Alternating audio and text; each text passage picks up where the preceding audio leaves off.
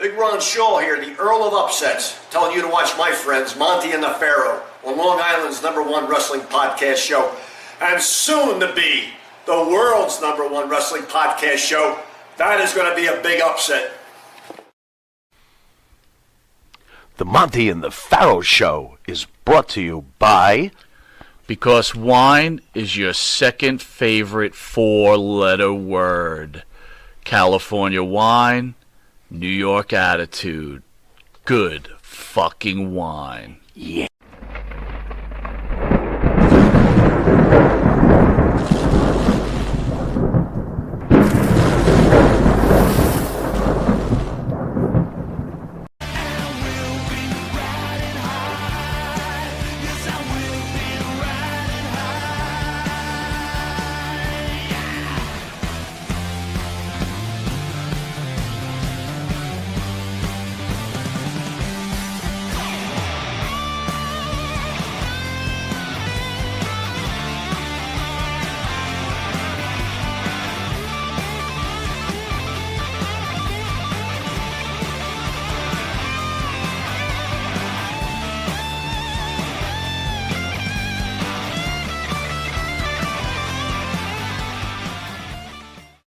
All right, welcome back to Long Island's #1 pro wrestling broadcast, Monte The Pharaoh. Only seen out of Monte's room and Pharaoh's room, where we announced on the last show we are going to a new studio. And I'll remind everybody who saw the commercial for 500 level, the code MP20 is now code MP30, where you get 30% off. Love those shirts they're rocking. And let's get right to it. Mr. Bull Buchanan, how are you, sir? Thanks for joining us. Doing great, man. Thanks for having me on here. Yeah, glad to have you. How are things going, man? How you feeling? Doing good. Last Friday, man, I had to go in the hospital. You you're getting old when stuff like this starts popping up. I had to go in the hospital for something called diverticulitis. Oof. And I remember my mom having that when she was like 80 or 90 years old. And I'm like, geez, is it that time already? So, yeah, Monty took me out to the Skyline Diner. I tried a cheeseburger. We're going to see how it goes. Y'all, keep your hopes up for me tonight. I hope it doesn't go south. Yeah, hang in there. So what happened? What happened? You were throwing up? Like, what was going on? Yeah. I was on my way to the gym and started dry heaving and throwing up. And 57 years old. I've never spent a night in the hospital. That was the first time my wife said, well, do you want me to take you home? I said, no, take me to the hospital. She said, oh my God, this is serious. So yeah. But actually, once I got in there and they got a little pain medicine in me, it was actually a nice little break from everything. Nobody messed with me. And, I got to just sleep for 2 or 3 days. So, I was going to ask them if I could come back this weekend, but now, are you still working? You're still working in law enforcement now, or what do you got going on? No, I'm retired. I got a small wrestling promotion in Western Georgia called Bullpen Pro Wrestling. Now I waste my money on that right now. So, yeah. Well, let me ask you this: how many years did you do in law enforcement? I did 12. So you were able to retire with a pension at 12? No. It was a nice way of them saying, hey, you did a great job. We're going to say you retired, but I wanted out. It was time. I was getting, I'd done everything I wanted to do. And, it was just time. Well, I don't want to pry, man, but what did you make enough scratch in pro wrestling that you were able to hang it up in 12 years after law enforcement and retired 58? Were you 58 or 57? 57. Yeah, I tried to hold on to as much money as I could from the business, and then law enforcement's not something you get into if you want to get rich, but there were some opportunities out there with side jobs and stuff like that, so it was all right.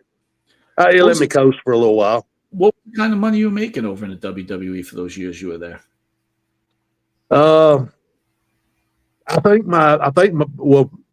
My downsides were usually in the 250 range, but man, as hot as the business was at that time, I made 3 times that much out on the road.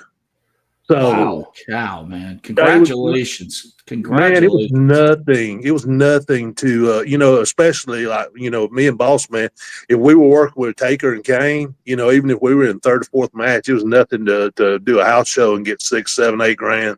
Oof. Wow, and Yeah. and they paid for your travel too, right? It's not Yeah. like the Yeah. old school guys. They Well, covered all that. they would fly us out. Let's say, they'd fly us in here to Newark. And then we would do the loop, we'd do the gardens. We might do, in the city, do the gardens there, do the gardens out here, do a couple of house shows, and then we fly back out, and then everything in between. You had to take it. But I was telling Eric earlier on, when I was riding with Godfather and Terry Long had a relative that worked at Marriott Hotels, and he gives a Marriott anywhere in the nation for $99. Mm. So, Jesus, in man, Des oh Moines, man. Iowa, $99 is not great for a hotel, but in LA or Newark, it's can't beat it. Now let me ask you this. Mike, Go ahead, Jimmy. Go ahead. Yeah, if I can ask, to a degree, of course, professional wrestlers take a great risk on their body and their safety. What the heck made you decide to become a police officer after already risking yourself to a degree? Now you're really risking yourself. And if I can be accurate, it seems to me like it's during a timeline where police officers are eventually becoming demonized in the media. I mean, what made you walk away? Was it just time? Did you regret it? What made you make that decision to become a cop after being a We wrestler? were talking about that earlier, me and him and the Funkster. I kind of saw writing on the wall. I kept going to Japan. I was with Pro Wrestling Noah. Me and D'Lo were till about 2010, and Masawa died, and business just tanked. And of course, the economy everywhere around that time tanked. So I started just staying around the house, and I was still making a pretty good living. But I knew eventually, you go into the same places every weekend, and eventually it's going to wear off. So I just wanted to be proactive, and I looked around and I said, well, what would I? And I'd had a roommate in college that always talked about being a sheriff's deputy, and of course I was like, yeah, that'd be cool. And I had a bunch of friends that worked there, so I started talking to them, and I'm not gonna lie, man, I got fast tracked, started at the bottom and worked my way up pretty quick. But I'm found out that I was a little bit of an adrenaline junkie because once I quit wrestling, I needed something to, and man, I got what I wanted. Yeah, I did. I was on patrol. I did that. I was on the SWAT team. I was a door breacher on the SWAT team. I was an investigator for a while, and yeah, it was an experience, man. How was that transition though, from being a famous professional wrestler to becoming like just a normal guy? Was that hard to deal with? It wasn't for me because I'm right here in my basically hometown. Everybody knew me, everybody, and then I show up in a cop uniform and everybody's like, hey, that's cool. Even the prisoners and the inmates, at the jail, they were like, it's Bull Buchanan, So automatically I had a little bit of credibility with everybody. And to be honest with you, it got me it got me out of a lot more fights than it got me into. I'd show up somewhere and sure enough, man and woman, going at it, and they turn around, hey, it's Bull. Photo time. That's a great feeling. Yeah. Let's get a photo opportunity. Yeah. I'm going to stop beating my wife right now. Let's take a quick picture. Yeah. This is awesome. Bull Buchanan gave me a parking ticket. This rules. Yeah. What the fuck? Well, a little serious stuff before we get into the world of professional wrestling. Charlie Kirk assassinated. What were your thoughts about that whole situation? I mean, that's kind of where we're at as a country, I guess. Whether you agreed with him or not, I mean, it's pretty sad when the country's got to where you can't go out and speak your own opinion without getting assassinated. And I know it's been happening for a long time with a lot of different people. But I mean, Unfortunately, that's where we're at. Where I was a sheriff's deputy at, Western Georgia, we had it pretty good. I mean, we didn't have riots, we didn't have protests, that kind of stuff. So it was pretty much straightforward policing.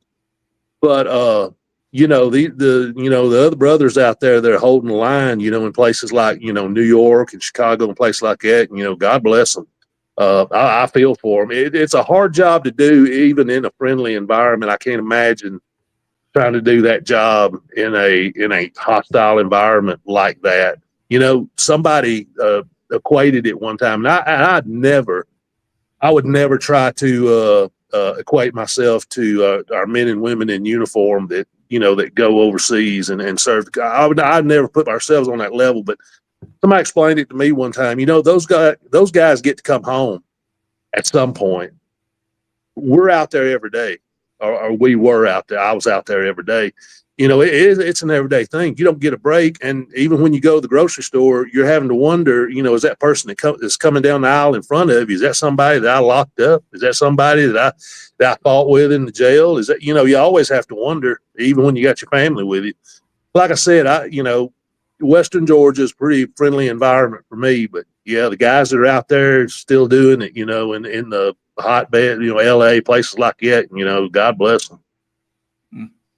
Any thoughts on some of the reactions, people reacting with glee that Charlie Kirk was assassinated? I mean, after all, you served and protected the laws of this country for 12 years as a police officer. When does freedom of speech become dangerous, where somebody can say your homie dead, and it seems to be just another day at the office with society? Any thoughts on that?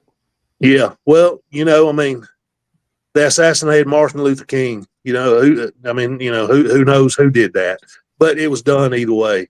When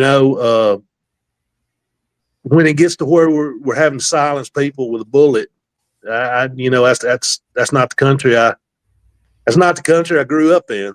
But like I said, if you look back, it's been happening, but that still doesn't make it right. I think we're at a volatile place right now, kind of a tipping point.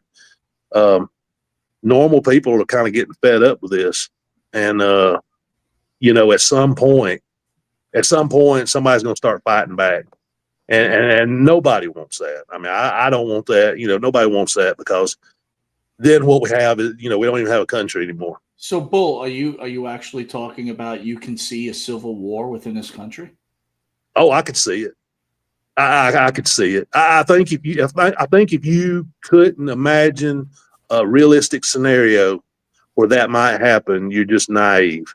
This thing has been at a flashpoint for a while, and it's not cooling off now. It seems like it's getting hotter.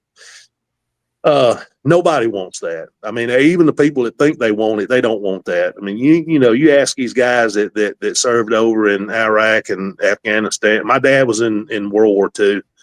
Nobody wants it. You think your political views, you think, it's about time. No, I mean, when you see carnage every day, like those guys, and even to an extent, law enforcement, when you see carnage every day, and then you realize that, man, this could be even more widespread than it is now, we wouldn't have a country anymore. So I would say we're all about the same age, right? I think you might be a year younger than us. Yeah. You think this is the worst shape this country's ever been in? I think it's the most divided that we've ever been. I don't. It's hard to say worst shape, because I remember back in the 70s when I was a kid. I remember the oil embargo, where you had to line up and get a different number, to get gas and stuff like that. In 2008, when the banks, or even I remember in 1987 when the banks crashed.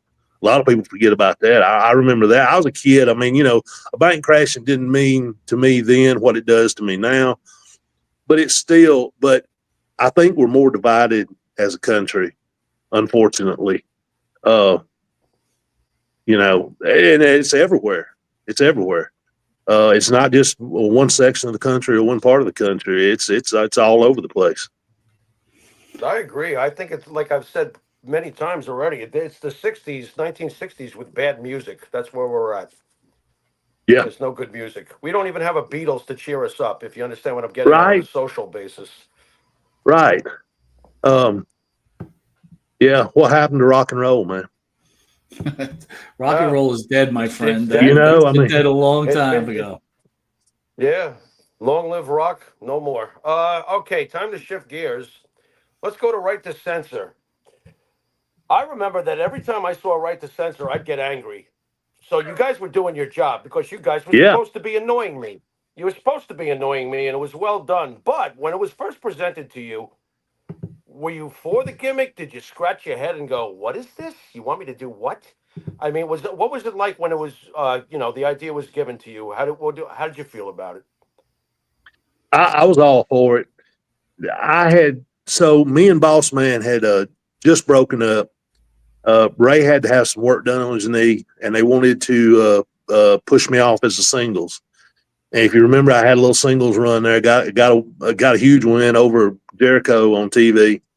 Was doing some good, stole Undertaker's motorcycle. Did all that stuff, and we were in Albany, New Yeah. York. And me and Stevie had got to be. I did a shot in ECW in 1995, maybe. Me and a guy named Billy Black went up there. Paulie did a tag team, and Cornette used that to pitch for me a job because I'd worked for him in Smoky Mountain. He told me he'd get me a job. So he pitched to Vince, "Hey, that kid I was telling you about, he went over to work for Paul this weekend." I said, "Well, go ahead and sign him." So, but I met Stevie there. And I loved his work in ECW. And at the WrestleMania in 2000, I think we were out in Anaheim. We all stayed at the same hotel, and somehow or another, we just kind of found each other. And we wound up sharing a meal. We wound up sharing another meal. We wound up going to the gym together. So then, we kind of developed a relationship. And he came up to me and he says, "Hey, have they told you yet?" And I said, "No." I said, "Well, what are we doing?" And he laid it all out to me. And I had seen him come out on TV a couple of times with the outfit, and my first question was, so are we Mormons or, so what are we doing? And he said, "Well, kind of." And he laid it all out to me. And I thought about it and I said, "Man, if they give it a chance, that's going to get a ton of heat." And at the time I was already a heel, it's well documented. Godfather didn't like it. I don't know how Val really felt about it, but those guys gave up a good bit. I know Godfather gave up a good bit of merchandise money, turning heel. I was already a heel. So, for me, it was pretty easy. And, I really enjoyed it. Now, Bull, was that a big deal back then? Like, if you were a face and they would turn you heel, you didn't want to do it because you're going to lose all merchandise money because no one's buying heel stuff. I mean, back then, different. Yeah, I mean, think about it. Godfather had to be at least in the top 5. And you're talking about Undertaker, Austin, Rock. He had to be in the top 5. And those checks came in quarterly, and all of a sudden, you're the good father. Who's going to buy your shirt then? I'm sure you still sold a few, but what happened to the whole train? This is what's going on here? That was one of my favorite matches. Me and Godfather had a match, and it was, for the girls. And the business wasn't as open back then as it is now, of course, because the internet was still in its fledgling years. But so the people really didn't know, even the ones that were, smart, they didn't know which way we were going with this. So there was real anticipation in the air as are they really going to take the girls away? Because everybody even the guys loved the boys backstage loved the girls. Everybody did. So the crowd, if you go back and watch that match, the crowd was into it. And, when Stevie hit him with that chair and I hit the leg drop, man, you could just feel the air go out of the place. The only time I felt heat like that it was always with RTC, but the only other time I think it ramped up to that level is when the Dudleys came out that one time with the shirts on. And I always thought, I knew, I knew they didn't want to do it. I mean, I, sat there and talked to them. Of course, they didn't want to do it.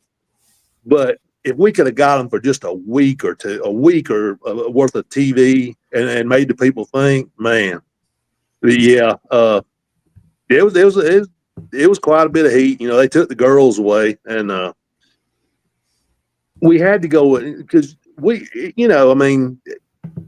didn't always talk about, what we were, I didn't always talk about what I was doing to other people, but we were all in a group together. So, we would all kind of chit chat back and forth. Hey, what have you heard? Hey, what are they doing? Hey, and, the USA was really coming down on us at that point, because you think of the stuff that we got away with for a long time. For several years, we got away with stuff that, we probably got put in jail for now.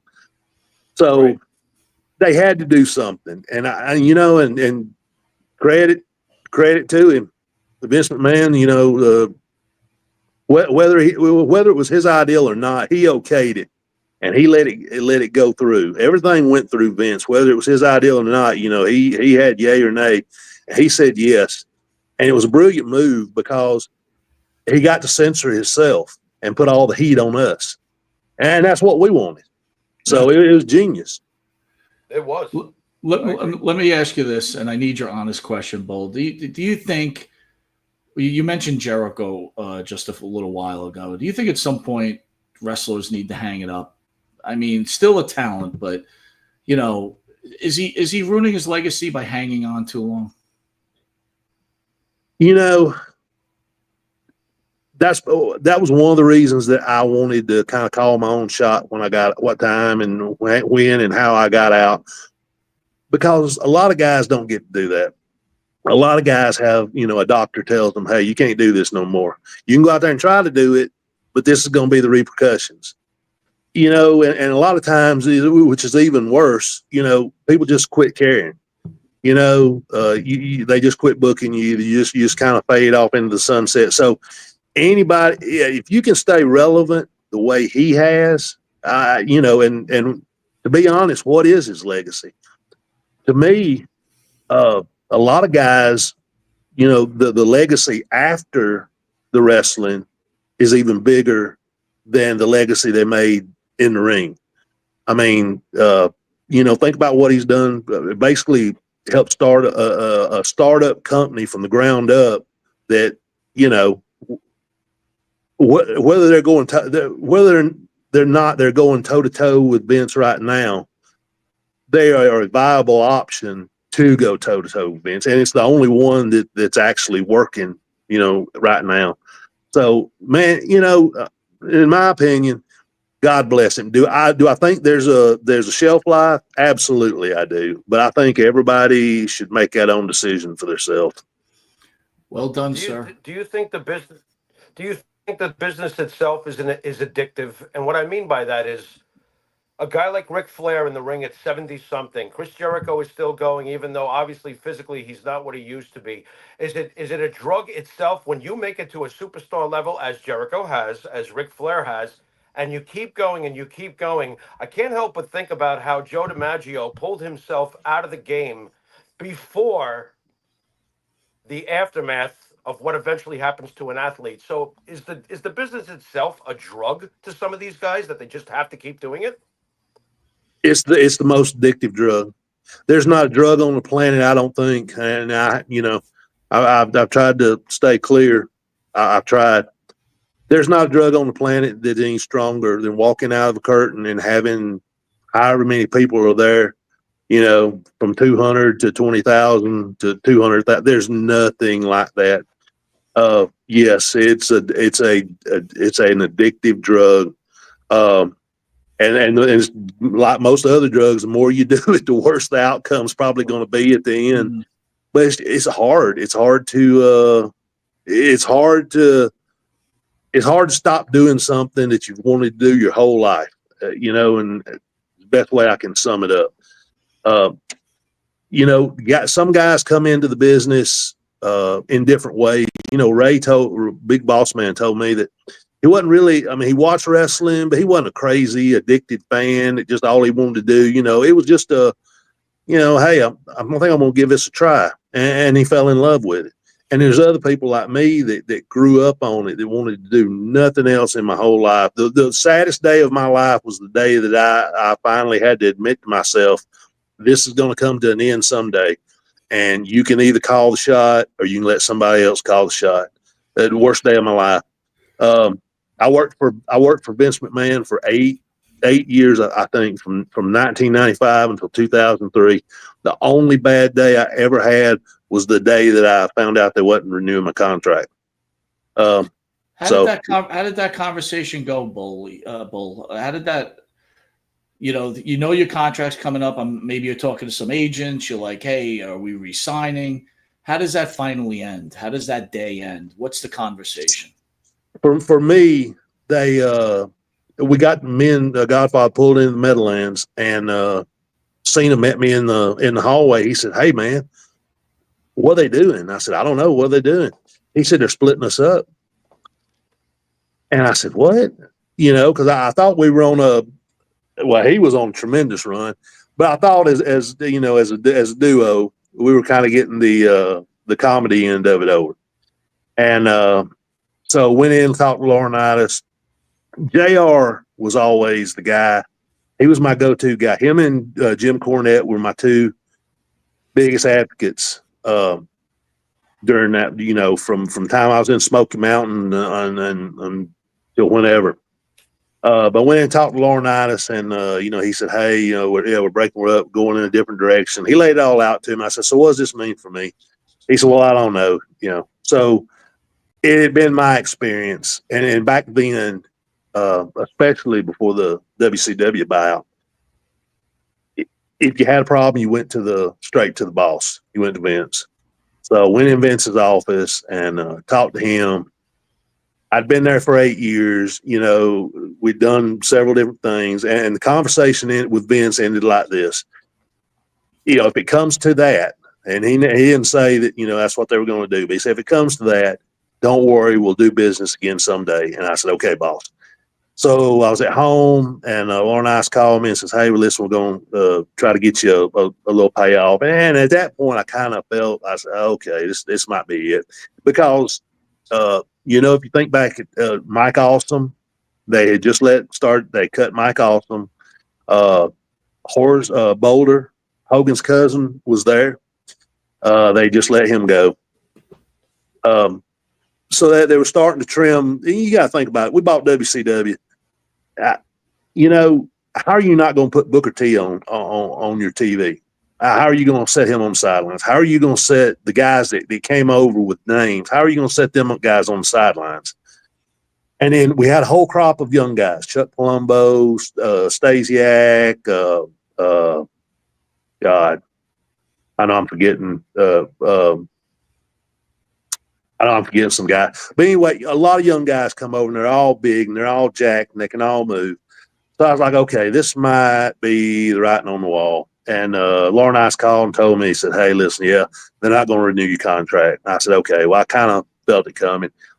But he told me, he said, "Hey, listen, I'm going to Japan here," because he knew because as soon as I saw Laurinaitis as soon as we, after the buyout, as soon as we got on the plane next week, there was Arn Anderson, there was Fit Finley, there was Terry Taylor, there was all these WCW guys. And I saw Laurinaitis, and I said, "Oh, that's Johnny Ace." And I kept up with, I was a huge fan of Japanese wrestling. So he knew I wanted to go to Japan. He said, "Hey, I'm going over in a couple of weeks. I'll talk to Muta for you." And in all transparency, to be honest with you, and this, I felt like this was kind of the relationship that I've always had and maintained with him. I said, "Listen, I had 4 months on my contract after the 30-day buyout or a clause or whatever. I had 4 months. I said, man, it'd really mean a lot if you guys could pay that out. If you can't, I understand. But they wound up paying out my last 4 months, which that time was a pretty good chunk of money. And it helped me. It helped me because it was a few months before I got to go to Japan. So it helped me kind of coast into that. But, it was the worst day that I had ever imagined. You know, if somebody said, "What's the worst day of your life going to be like?" outside of losing a family member or something, I was getting that call. And I got the call, and next morning woke up, the sun come up, and I said, "Well, get back to work." Yeah, Well, keep rolling. let me ask you this, and I know business is business, but you know, at some point they were trying to put you guys out of business, and here they come. Now here comes this crop of guys. Is there any anger at your point? Like, why are you doing this? Why are you bringing these guys over? I know it's business, and they need, you know, they want another crop of guys, but considering you just went through what you all went through, did you feel mistreated Of course. at all? Okay. Of course. I remember sitting beside Ron Simmons. I got to be friends with Ron and John. Now, I remember sitting beside Ron Simmons when Vince had to meet and telling us he'd bought WCW.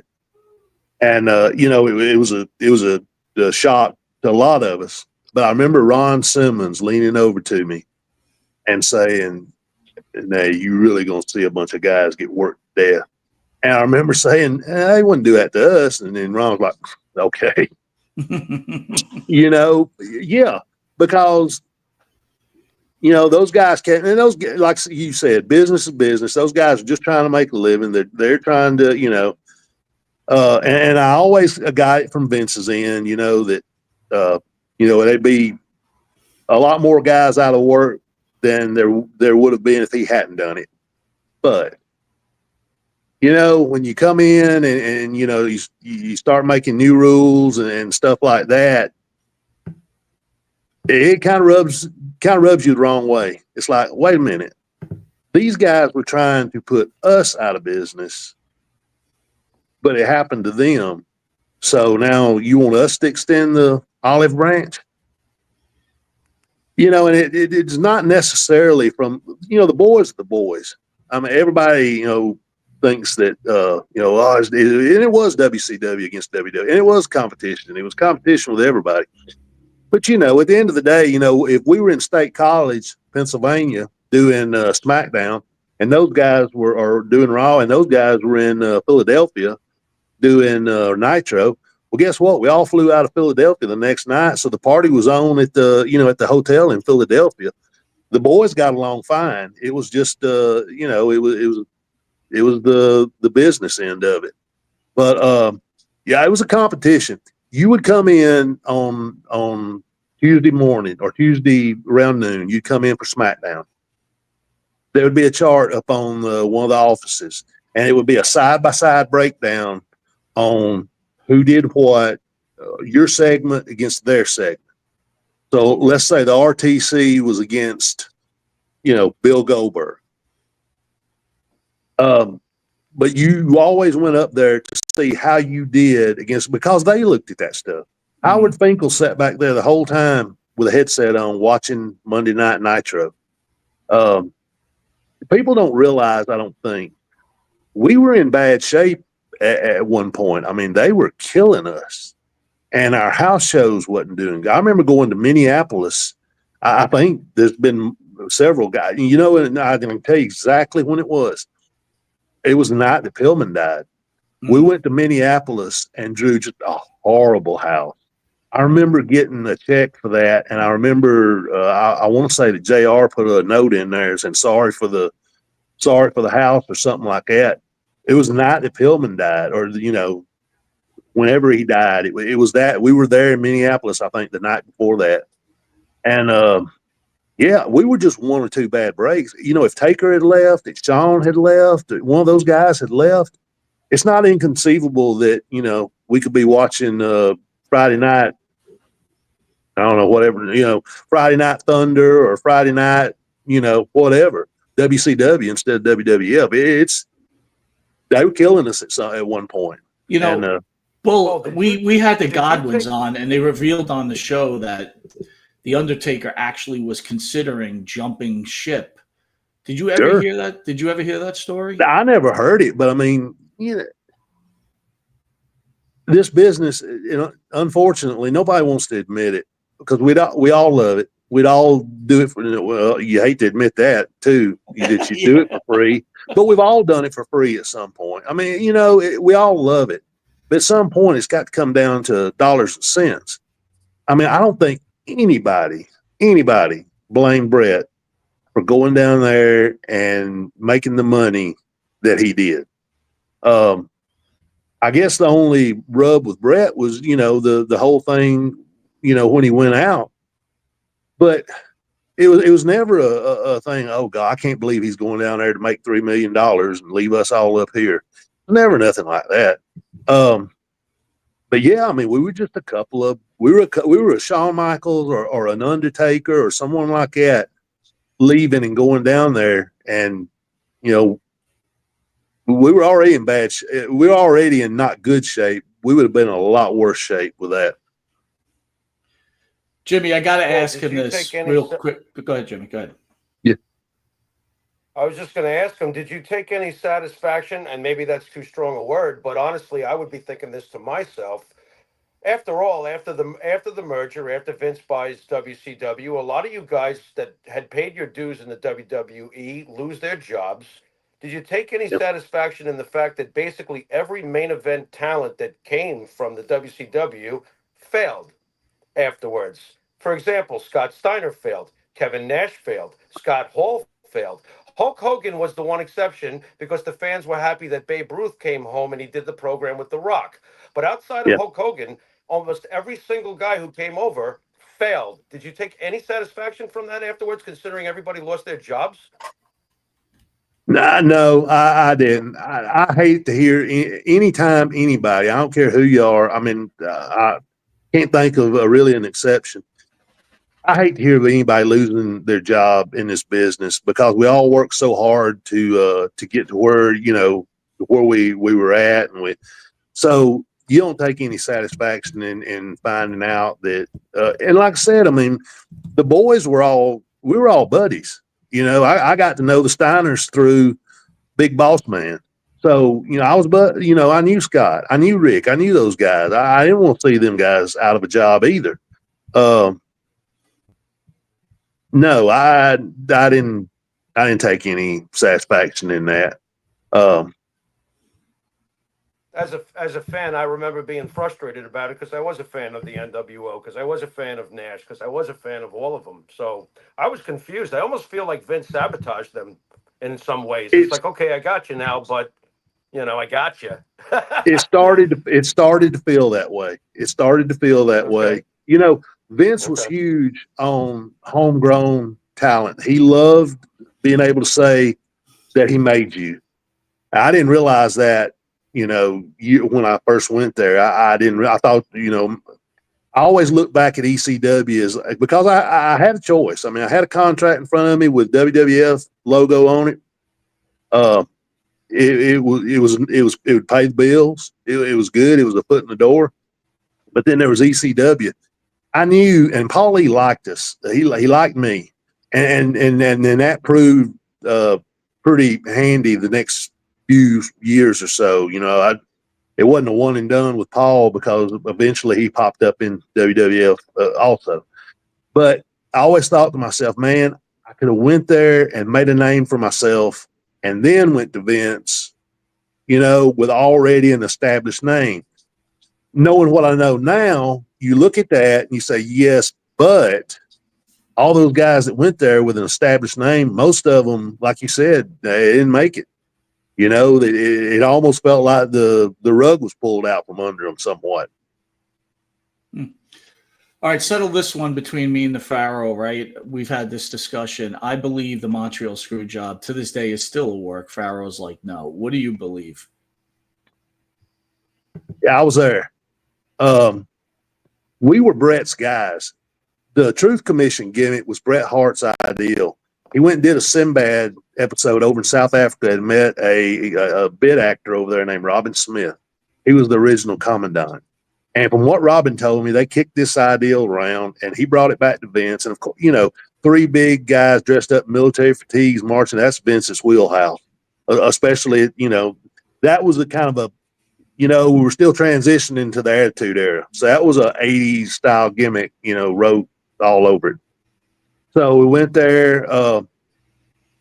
We didn't, we knew that Brett and Sean had some heat, but we didn't talk about that with Brett. He kind of, he watched us from afar. He would give us, hey, y'all just start doing this, or, try this, or, hey, this has always worked for me.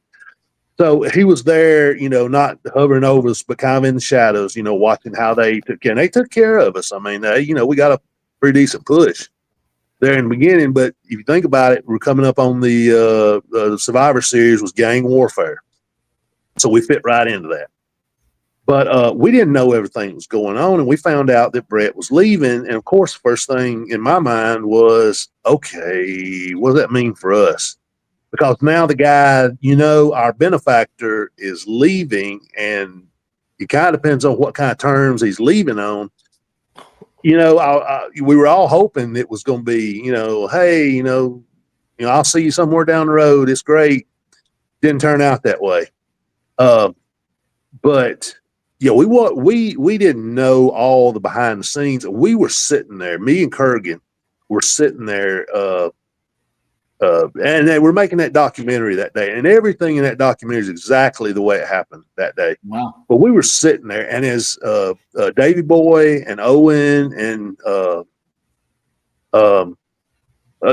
Canadian Nightheart, when those guys came by, we were sitting there at the monitor right behind the gorilla. And I think Kurgan leaned over and asked, so what are y'all doing?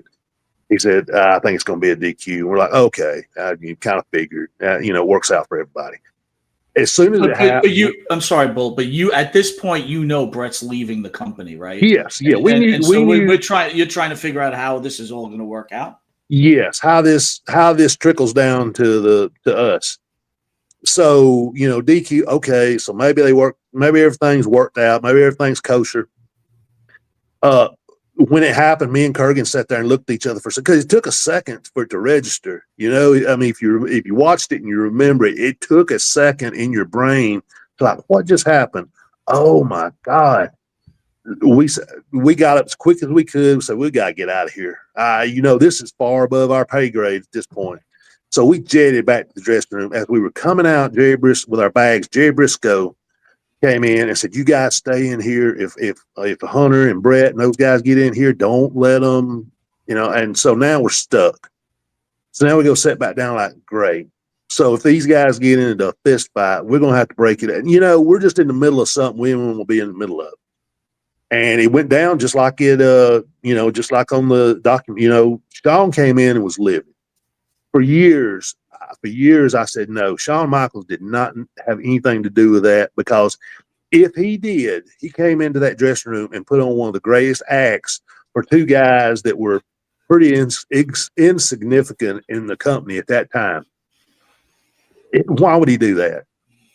Later on, I kind of figured out, after he said, yeah, I knew about it. I realized what he meant, because he came in and he threw the belt. He said, I'll never get anybody to work with me again. That's it. I'm done. I'm finished. Nobody will ever work with me again.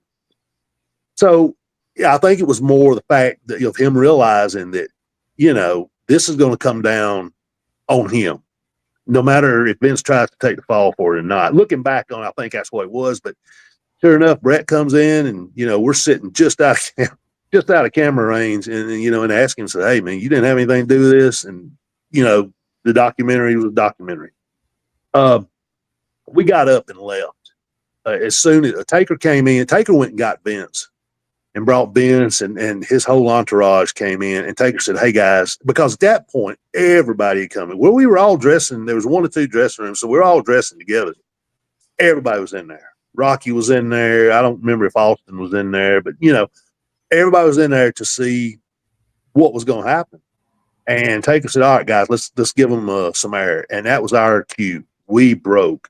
I remember stepping on the back of Brian Christopher, God rest him, Grandmaster Sex. I stepped on the back of his shoe, and he stepped out of his shoe, and he had to stumble down the hallway trying to get his shoe back on.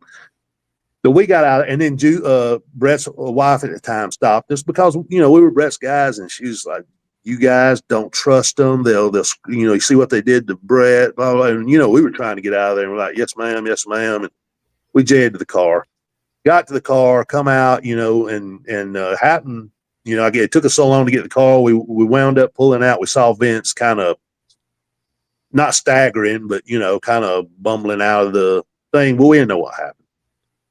I never contemplated it being a work until Don Callis. We all rode together back then. Me, Don Kurgan, and Luke Poirier, Sniper.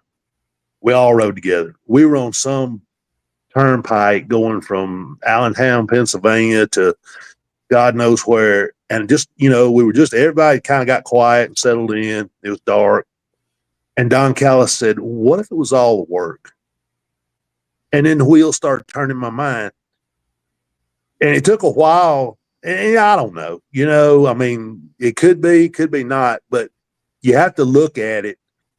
Brett went down there and made $1 gazillion, biggest baby face in the world. Had it not been for them just literally dropping the ball on him. DX turns into the hottest faction, one of the hottest factions ever. Vince turns into the biggest heel in history. Starts one of the greatest feuds in history. Everybody came out a winner. Now, whether they knew that was going to happen or I think the only one that didn't come out a winner was Earl Hebner.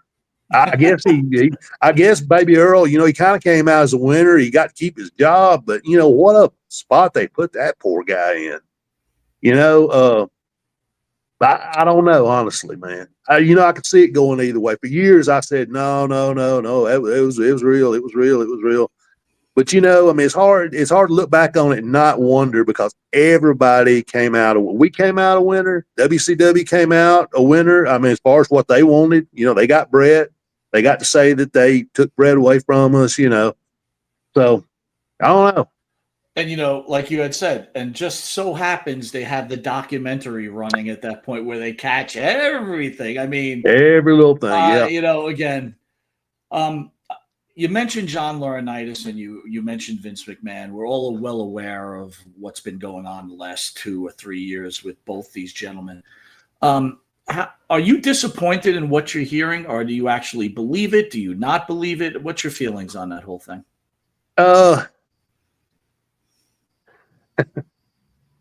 From being one of the boys in this business for 30 plus years now, I hear very little. There's very little you could tell me that happened backstage that would really make me raise an eyebrow. Some of the stuff that I've heard over, and this ain't necessarily with Vince McMahon or John Laurinaitis. It's just in the business. Sure, I could see it happening. Am I disappointed? Everybody's got a free choice. Everybody, there's guys that have got down on their knees and literally kissed Vince's ass. There was a choice. If they'd asked me to do it, it was my choice. I could say, yeah, I'll do it. Or I could say, I ain't doing that. And then suffer the repercussions. I kind of look at it from the same point. So if I could translate for you, and I don't mean to step over you, but you're saying Janelle Grant had a choice. She chose to take the money. So whatever happened is you are bought and paid for, unfortunately, and now you cannot revert. And I am in full agreement with you, sir. Absolutely. Yeah. If we were talking about somebody that, was incapacitated or somebody that didn't have all their faculties or somebody, yeah. But as far as I know, I hadn't really followed it that close, but as far as I know, she's a grown woman. She could very easily said, no, I ain't doing that. You guys are crazy, and walked out. Now, at that point, the ball's in their court. Okay, what do we do? Do we fire her? Do we just roll on like it didn't happen? Or, what I'm saying? Sure. You always got a choice. I guess it's how bad you want to be in the business. Well, let me swing it left on you now. So Amy Weber, who was in the organization at your time there, and now it's kind of revisited where Randy Orton's kind of getting called out for not sexual abuse, but ultimate harassment, and Edge also, that she actually had to quit the company due to their bullying. Were you privy to any of that information? Is she telling the truth? Honestly, I don't know, but I'll say this. You got to I understand it's a different time. You were talking about 25 years ago. Things are different. It's a different time. But I'll go back to one of my mentors, Jim Cornette. You got to have a thick skin to be in this business. You know, the guy that trained me, James Hammond, God rest his soul, he passed away earlier this year. The guy that trained me, he didn't mince words, or he didn't, he was very straightforward with me. He said, "You're probably not going to make a lot of money. You're going to get hurt, and that's what's going to happen." Now, Well, he said, clearly he was wrong about that, because yeah, you well, made he a said, lot of money. but there's always that chance. Right. And I rode that for years. But yeah, I mean, the bit when I first got in the business, the ribs were a lot stiffer than they were at that time, and a whole lot stiffer than they are now.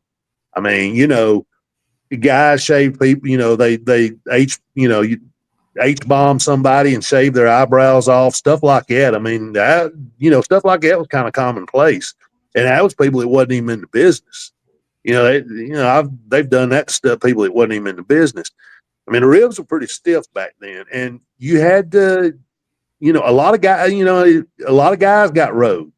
A lot of guys got rode. It was just how long you were going, how much you wanted to put up with, and how long you was going to put up with it. I didn't have that problem myself. I mean, I got along with everybody pretty well. Never had a problem with that. Never really got into the ribbing too much. I like to have a good time and everything. But yeah, like Cornette said, you got to have pretty thick skin to get in to make it in this business. Well, it's been, fairly well documented, and we're both big fans of Randy Orton. I've been a fan of his whole career pretty much, but it's fairly well documented that it's not usually a good idea to approach Randy Orton anywhere. In general, you're not. He's been fairly surly.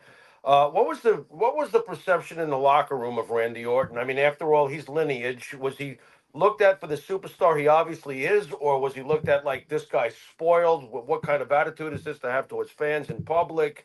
Favoritism? Was there anything like that with Randy? I still think he earned every last bit of where he is today. But any thoughts on any of that? Randy's old school. Randy's old school. Yeah. I mean, think about it. His family's been doing this since the 40s or the 50s. I mean, I don't know even how far back his granddad goes. Right. He's old, and there's old school mentality. I instilled somewhat of that same mentality in my son Brooks Jensen, and I think it pays off, but also at the same time it rubs people the wrong way sometimes. But it's just an old school mentality. No, I had the pleasure. So once we bought WCW, we did little. We did things where we chased them around for a few weeks, and then, a lot of us were off the road. Me and Godfather were off the road. And I knew from experience, because the last time that this happened, I was off the road. Cornette called me up. He was just starting. He was just going to OVW. He said, "Hey, I got an idea. I want you to come down here and work." I think my downside guarantee at that time was about $750. Now, when I went off the road, I saw what was happening. I called JR. I called Cornette first, and then I talked to JR. I said, "Listen, I can sit at home, or I can go out and work these indie shows. I ain't gonna make a ton of money, but I'm in the ring, and I'm, and they gave me the blessing to go do it at a time when that really wasn't done a lot. This time, though, I was on a good guarantee. So I could have sat at home and just coasted and sat by the pool and enjoyed my drink and that kind of thing. But I knew it wasn't a good time to be doing that. So I called JR up and I said, "Hey, listen, if they ain't got you, no problem with you, I'll head down to OVW and we'll figure something out." And he said, go get it. So I showed up. Cornette had something for me. So I got to see all those guys on the ground level, every one of them. Cena, Brock, Shelton, Dave, all those guys. Of all of them, the one that I really, really felt at that time in OVW, before I got to see them really get into their own, the one that I had put all my chips on was Randy Orton. The natural. He had everything that you needed, and he had that old school mentality. Don't mess with me when I'm out with my family. Yeah. I'm a heel. I'm gonna be a heel. So no, I'm a Randy. I've been a Randy Orton fan for day one. Yep. Yep. Same here. I think as much as all the other guys have done, as far as the movies and all the other stuff, man, he stayed and danced the whole time. The time that he's put in, and yeah. I think he's an exquisite example of the old saying, slow and steady wins the race. Yes. Yeah. Because he's really he's the epitome of that statement. And to me, the epitome of everything that is wrestling this very moment, and the person most revolutionary that took us there. Thoughts on the passing of the immortal Hulk Hogan? Wow. Yeah. Guy came out of the blue, what's his name? Bubba, the sponge. He called it. Everybody said he was crazy, I got to meet him when he came back up and did the All American. He went back to Hulk Hogan, after the NWO thing. I got to meet him, got to hang out with him. So I was sitting backstage. They brought me back up before me and Cena got together. They brought me back up, and I was just doing dark matches, but I was doing house shows too.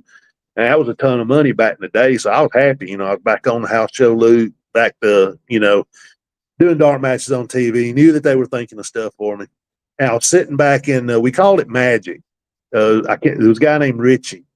He did all the props, all the Hollywood props. The stuff that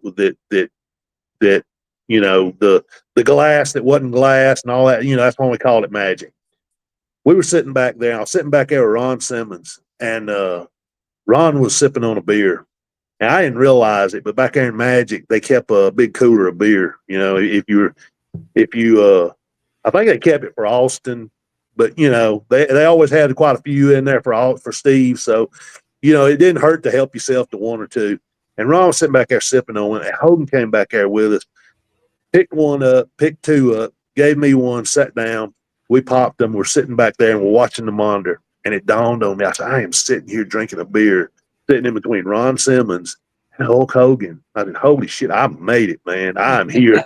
Love it. And I'd been there at almost 8 years at that point. But I said, I have made it in the business now. He was a cool guy. I never worked with him in a world title program either. So with that being said, my interactions were great with him. I'd run him, we'd run into each other at the airport, because he was flying to Florida. So a lot of guys, a lot of times you had to transfer through Atlanta. So that was my stop off point. So, I remember one morning I stopped in there, I grabbed me a Hot Rod magazine, I was sitting there reading it. He comes over and sits down. We start talking cars because he's a car guy, So a great guy. How many guys probably wouldn't be doing this if it hadn't been for him? What kind of legacy is that? I mean, thoughts on fans, certain fans trying to cancel his legacy and his contributions to this sport. If you want to dig through everybody's past, you can find something to complain about. Everybody can. I mean, everyone in this world has done something they probably regret saying or doing, or God, I'm glad there wasn't a camera on me then, or I'm glad nobody heard that. We've all done stuff like that. Every one of us. And I don't care who you look, what you look like, who you are, or where you're from.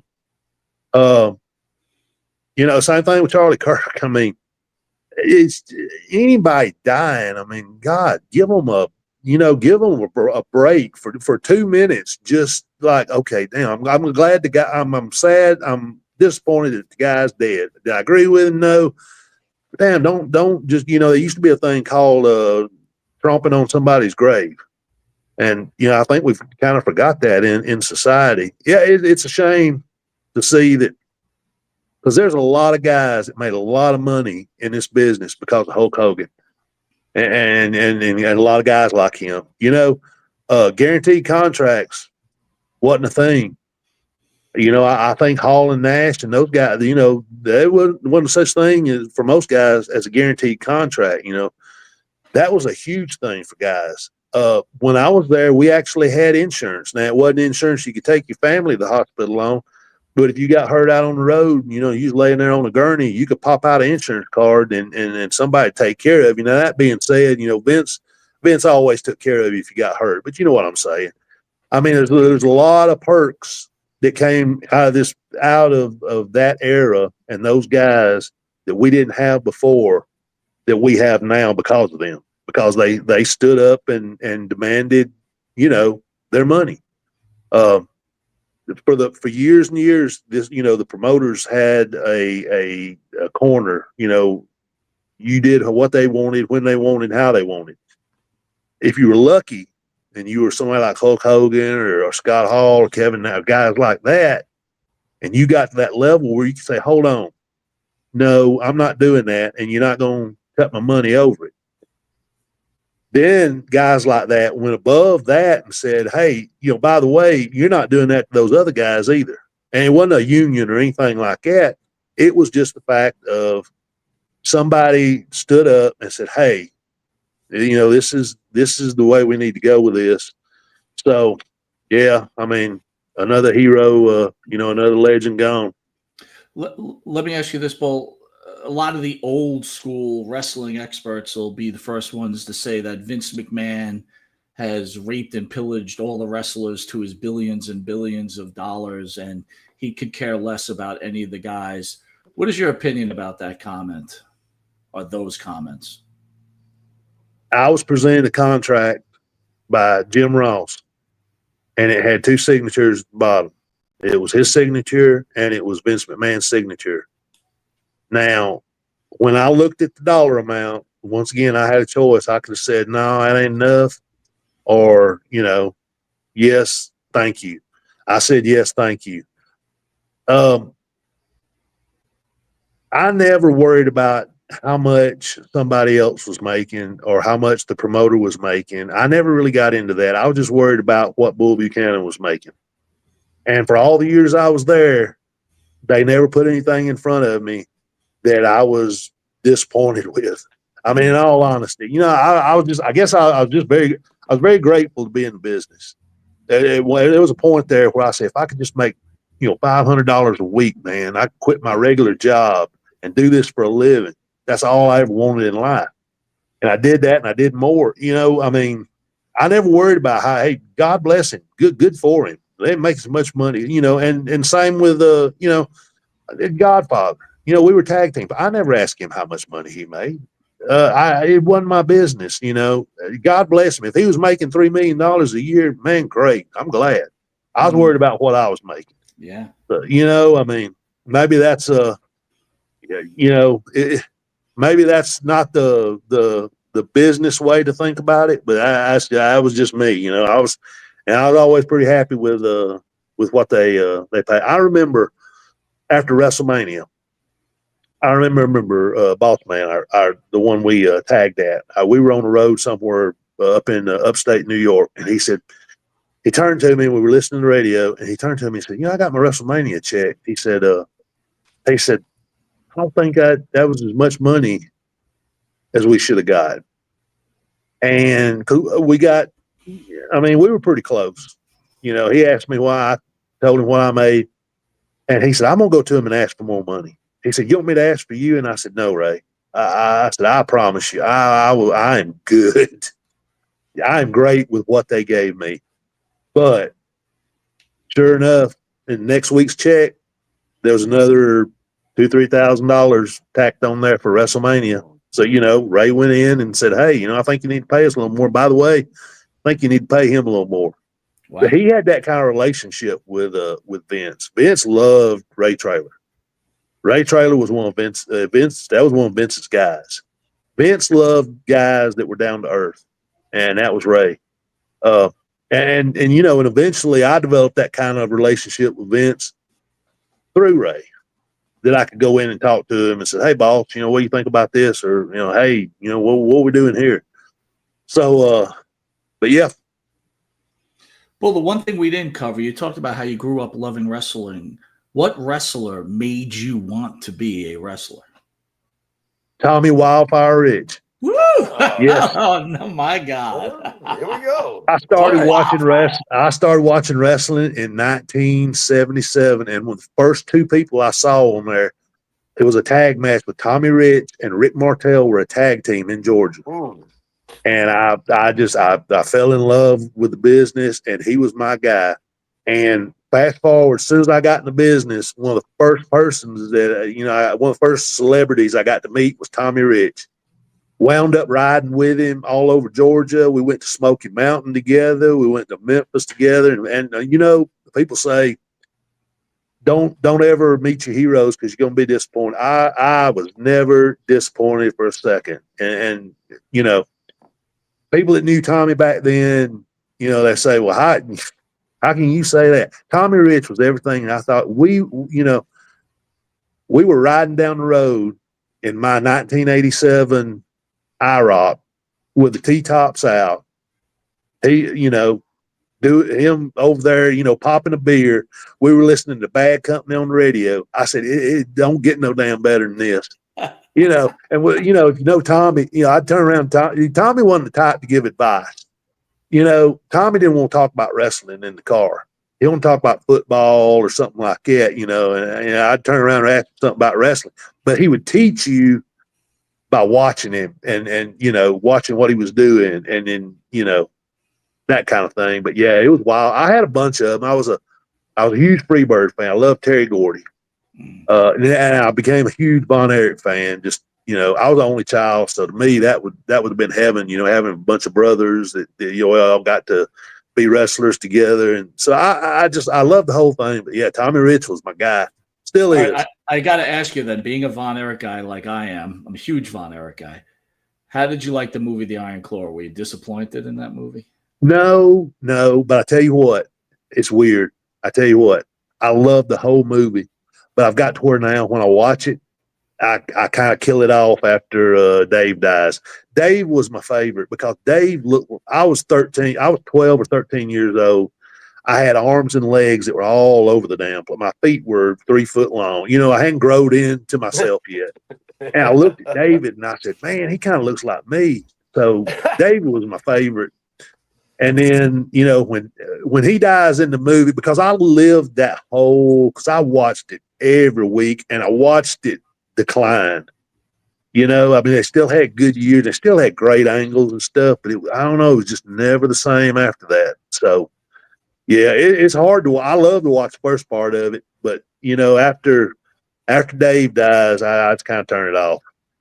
I got to tell you, when I first saw it, I was really kind of disappointed in it, but then after you watch it a few more times, they do capture the loving between the brothers, and the actual family, and they hit their mark there. Yeah. Listen, I'm going to be respectful of your time. We did talk about not really speaking ill of the dead, but I need you to weigh in on Chris Benoit. Sure. We've had Chuck Palumbo here that Chuck felt that he knew something was wrong with Chris just hanging out with him. We had Maven on the show. Maven said he slept in the same room but kept one eye open. You've had other people say he was a great guy. What was your experience with Chris Benoit? And were you shocked that he murdered his entire family? Absolutely. And the last thing I will ask you, what do you have to say to the fans that continue to defend him and say that he actually didn't do it and that Kevin Sullivan murdered that family?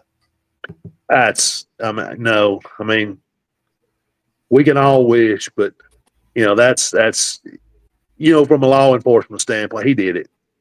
I mean, it is painfully obvious if you dig into it, he did it. My relationship with Chris Benoit was great. Now, you got to remember, after about 2003, I didn't get to see him as much. We still talked on the phone, but even I could tell it did. I'm telling you what did it when Eddie died. When Eddie died, he was a totally changed person. I think he was kind of he was changing. But when Eddie died, he went off the edge. I talked to him before Eddie died, and I talked to him after Eddie died. Even when Ray died, when Ray died, we were at the funeral. Me and Rick Steiner had a show that night in South Carolina, so we were going to ride from the funeral together. And Chris just came in the doors, squalling like a little kid. Nancy was trying to hold him up, and he was, he's like, nobody told me. Him and Ray I got to know him through Ray, and he was one of those guys. For the guys that had families, which most of us did, like if we were in Asheville, North Carolina, or Charlotte, or Nashville, Tennessee, if we were in a 4 or 5, because like I said, the way it would work, it would fly you out, and it would fly you back home. And it was usually from the same place. You work your loop around and you'd come back. So, but a lot of times we would take those tickets and just rat hole them and save them, because at that time they bought us the good tickets and we could turn them back into Delta and get the money for it till the office got hip to it, and they shut that down. But we would just pay the drop for charge on a rental car, and we would drive home. That way, even if you got in at 4 o'clock in the morning, you slept in your own bed, you got to wake up and see your kids. So he was that kind of, we did that a ton of times, so we spent a lot of nights on the road together. All he talked about was his kids. All he talked about was Nancy and the kids and family life. We talked about, of course, wrestling, but he was a guy that liked to talk about wrestling. But no, I didn't see that coming. He took the business very, very seriously, and there's nothing wrong with that. I wish more people would. But no, man, he would bring Daniel with him. They would come to the shows when we were close to Atlanta. He would come out there. He'd get him out. Chris would get him out there, and they would do Hindu squats beside the. It was it was a great family thing. And I remember I'd been gone for a year or two, and I was actually going to a show somewhere, or going somewhere, and Umaga called me and said, "Hey," because we'd been in Japan together, and he just went back, and he said, "Hey man, is Sherry, my wife? Is Sherry?" He said, "You at home?" I said, "No." He said, "Sherry at home?" I said, "Yeah." He said, "Turn it on the news in Atlanta." I said, "Why?" He said, "Somebody just murdered Chris and his whole family." And I said, "What?" I called my wife. She said, "Yeah, Barry, it's true." So I went that night and I sat down, and like most everybody, I watched Raw that night, and I ain't gonna lie, man, I had tears in my eyes, because this is a guy that I talked to outside. We called each other outside the business. I knew that after Eddie, I knew he was struggling. But when Regal came on, that was kind of made me start thinking, when Regal came on, because Regal knew him well too. He knew him real well, and he lived close to him. When Regal came on and gave that very conservative, well, let's wait and see, that gave me pause. And then, but no, I didn't expect. I think we try to overanalyze stuff. Something there is a such thing as college is just losing it, going off the deep end. I don't know what happened that day. I don't know, but Nancy Benoit was not a wilting flower. She'd been married. She was not the type to just, okay, I'm sorry. No, I didn't mean to say that. Sorry. So, I think it just, the wheels came off of it, and he snapped and lost it. That's the only way I know to explain. I mean, there's such thing as just people going crazy. I think he was at that point, and that was the breaking point, and he broke. And once he saw what he'd done, he just couldn't live with it. Well explained, sir. Well explained. I want to thank you again for joining us. I could do this for another hour. Incredible. Oh, no, man. Thank you so much. Jimmy, I want you to hit him with the Pharaoh's final question. Bull, he'll hit you with something off script. I have no idea what he's going to say. He's going to send us on the way. For me, I'm going to say it's been an honor to have you on our show, and thank you again so much. Thank you, man. All right, Bull, let's send it home. This is obviously the great retirement tour of John Cena. We can't see him. Any thoughts on his final run? After all, he's basically a Mount Rushmore kind of guy after the kind of career he's had with the WWE. And any thoughts on the whiny internet fan who just always finds something to complain about, that his retirement tour is taking away somebody else's spot? So I guess it's a twofold question. Thoughts on his legacy and whether or not he's taking somebody's spot? it's like I said, it's where we're at as a society, I guess. You know, you've never, the old saying's always been you can't make everybody happy. Well, now you can't make anybody happy, it seems like. Yeah. You know, I mean, my goodness, is he taking 10 minutes away on the show? Yeah, but how many of those guys and gals are there because of John Cena? How many of those guys and gals are getting paid the money they're getting paid? Because once again, the same as Hulk Hogan, you know, a lot of people are eating off the tray that he helped set. So to me, yeah, I wish they'd left him here. I loved it. I loved heel John Cena. Loved You it. know, I've as hated the good face. I'm sorry, yeah, Bull. I've hated the face. Mike loves John Cena, the face. I have rooted against John his whole career as a fan because he's a face. He's just too good. I can't stand it. And then he turns heel, and then they just yank it away. What are I you doing? That know. was You know, I mean, but I'm glad some of the younger folks that didn't get to see heel Cena finally got to see it. I only wish he had went back to the Thugonomics. You know, that would have been the coup de grace for me, was to have him come out with the word life Thugonomics. Cena was brutal as a heel, man. I mean, some of the raps he would do on house shows. I mean, some of the stuff he did on TV is a little suspect. We would walk out sometimes. Some of those raps he did with Eddie and Chavo, man.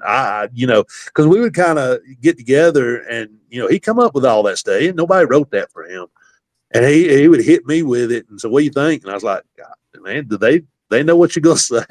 Are they cool with that?" But some of the house shows, man, were just brutal, and there was always somebody that would try to battle him on the way into the arena or on the way out, and he would stop and just slide. Never saw him lose one.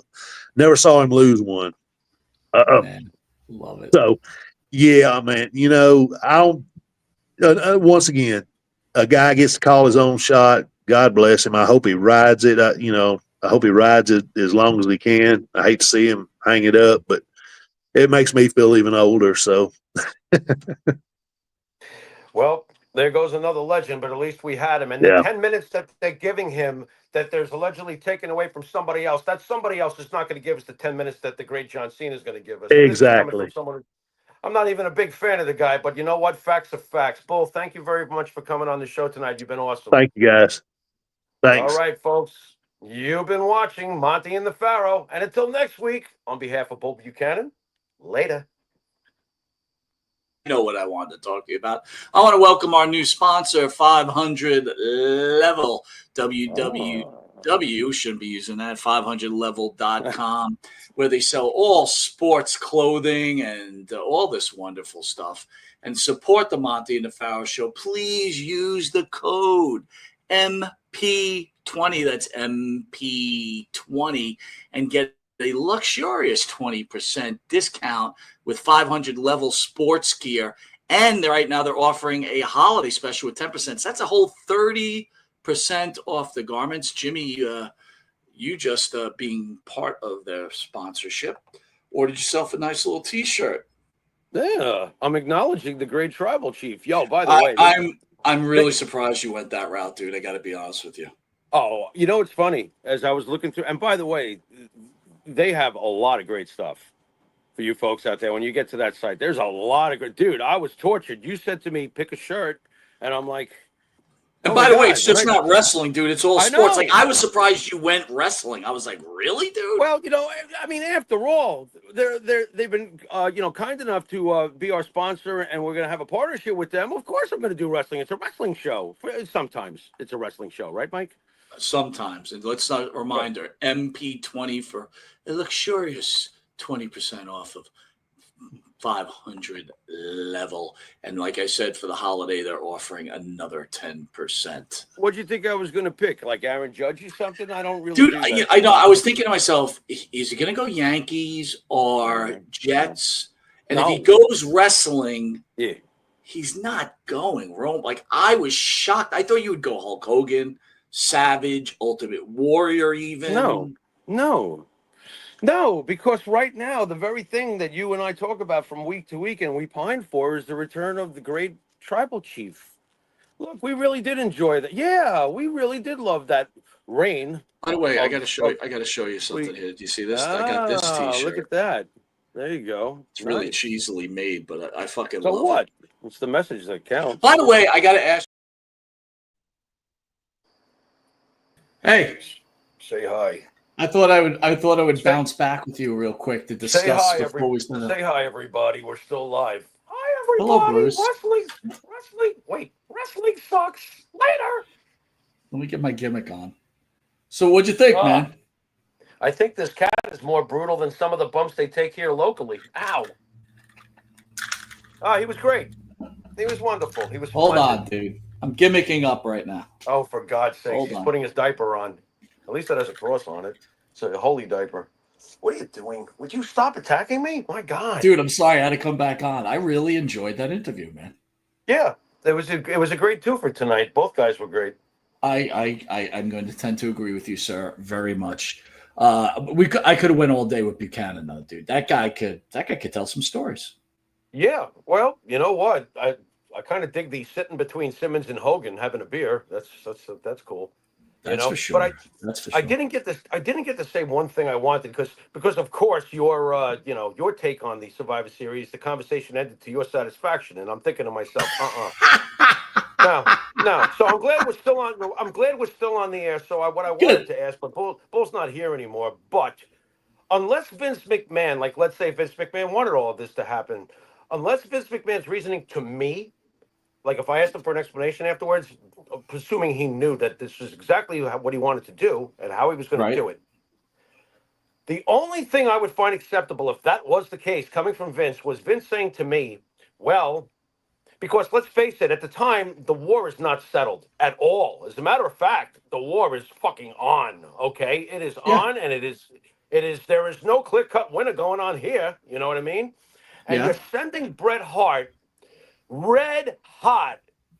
Now, of course, it's red hot for you because you've put a lot of eyes on you with what you did to Bret, but you're sending Bret Hart red hot to your competition. Now, unless Vince says to me, when I say to him, then why did you purposely do this? Unless he says to me, I knew for sure in my gut that WCW would drop the ball with Bret, and Bret is an unruly pain in the ass, and he would sink himself regardless.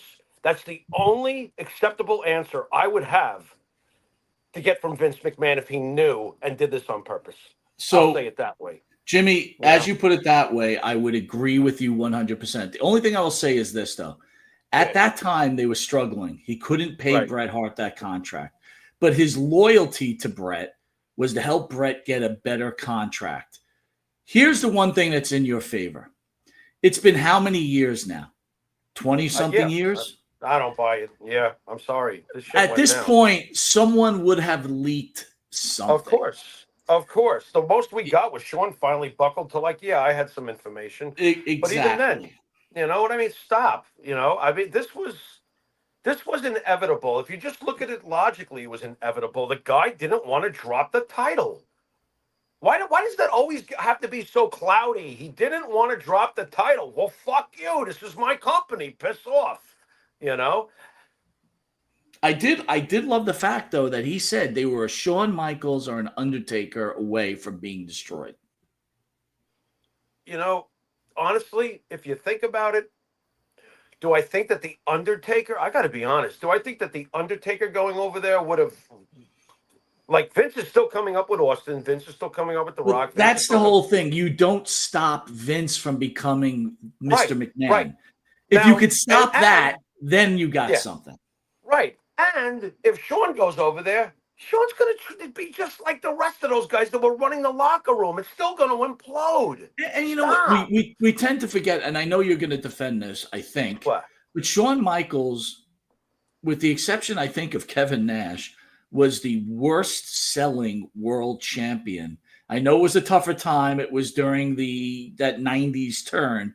But Shawn Michaels was one of the worst as far as, Bret didn't draw Eugene. Bret didn't draw Eugene either. But Bret was the start of it changing, though, you know? Yeah, well, Bret was when Bret does the match with Austin, that's the start of it changing. But during Bret's real true To me, Brett's real true prime was before that, if being looked at as a world champion. Sure. You know, all those titles that came later in WCW, that was nonsense. That was like when Macho Man held WCW titles. It was like, okay, you won the belt, but did it feel the same? It's fair enough, man. I mean, Didn't feel the same. You know, Hart's heyday was before the Austin Hart match, as far as him being looked at as a world champion. Hayes Machine put on the chat that Amy Weber was not there at the time Bull Buchanan was there, and that is not true. They were there at the same time. So whether he knew about what happened, that's a whole nother thing, right? He clearly knew about the situation. He answered it, so right. You know. He knew about it. He just didn't see it, right? Right. And he defended Orton because that's the way wrestling was at the time. Yeah. That's one good thing I loved about that guy. He wasn't holding back any punches. He felt like what he felt. That's it. Well, he's old school too.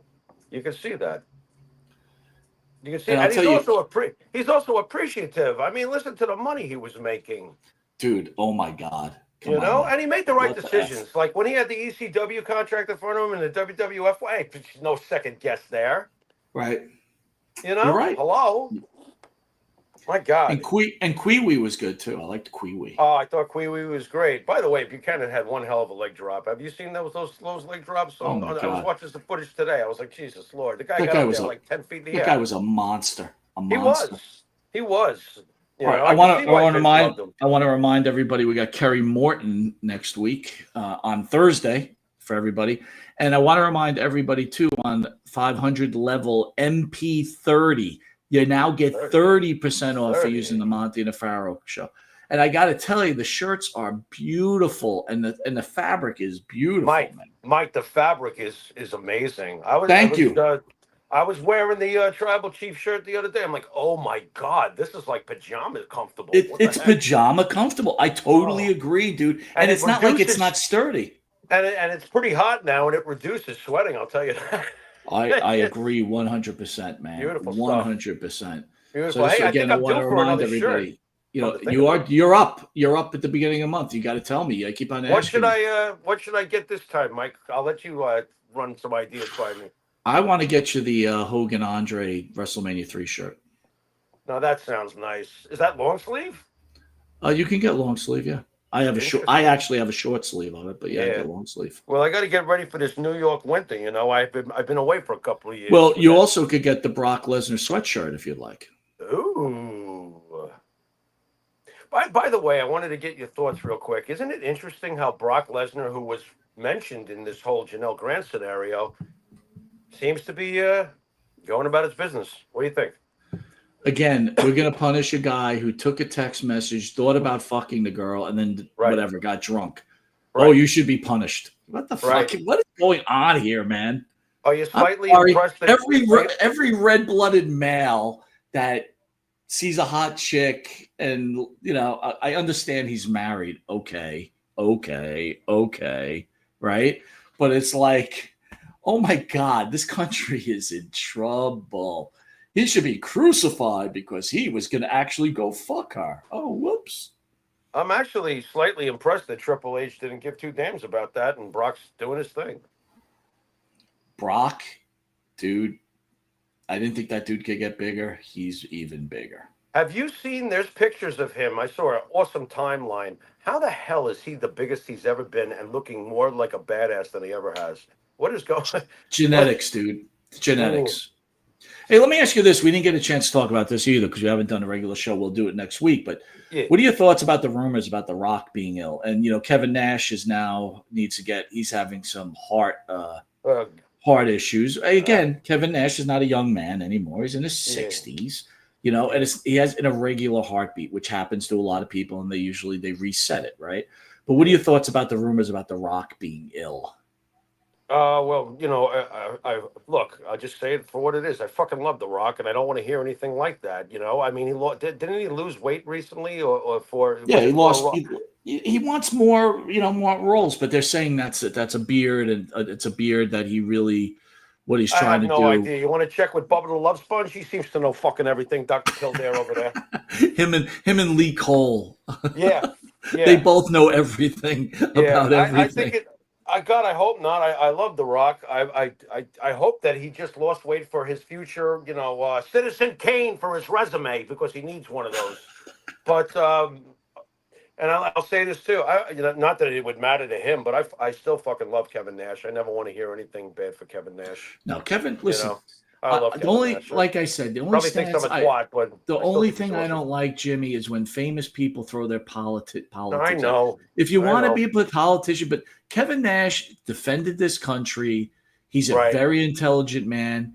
And Right. you know what? He's very passionate about the country. Hey, and there's nothing wrong with that. He wears his heart on his sleeve, and something tells me he wasn't thrilled when Charlie Kirk was murdered. So you know what? Like you said, you have your right to your opinions, and you have That's a right it. to your opinions. That is You all, know? folks. That is That all. that is all. All right, Jimmy That's it. Farrow, give me a shout out tomorrow on the phone. I got something to tell you. Okay. Yeah, right. Sounds All good. right. And besides Yes, that, I want to sir. say thank you again for a wonderful Friday night. 2 great shows. I'm very excited. Yep. Excellent. And More send for the us out, my library. friend. Send us out. You got it. Thanks, folks, for tuning in tonight, and we will see you next week. You've been watching Monty and the Pharaoh. Later. What was it? Uno, dos. What was the Monty and the Pharaoh. Get it? Got it? Bueno.